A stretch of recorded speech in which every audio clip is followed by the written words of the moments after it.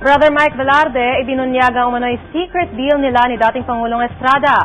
Sa kanya ay 70 kaarawan, sinabi ni Brother Mike na nagkasundo sila ni Erap na isa lamang ang tatakbo sa 2010 presidential elections. Kung sakaling hindi raw ma-disqualify si Erap, magpaparaya siya at susuporta na lamang sa kandidatura nito.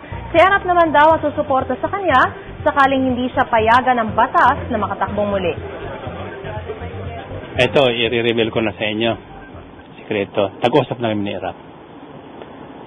Ang usapan ay kung di kita mapipigil, sasabayan kita. Sabi niya, bakit? Para pag na-disqualify ka, akong kandidato mo. Ay kung di ko na-disqualify, ikaw ka akong kandidato ko. So we shook hands. And that's the deal.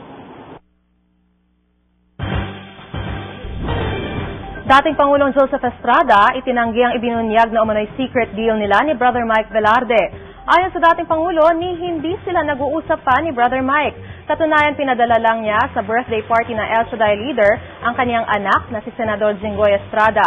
Pero kahit hindi raw siya nakadating sa pagtitipon, nananatili pa rin ang pagiging magkaibigan nila ni Brother Mike.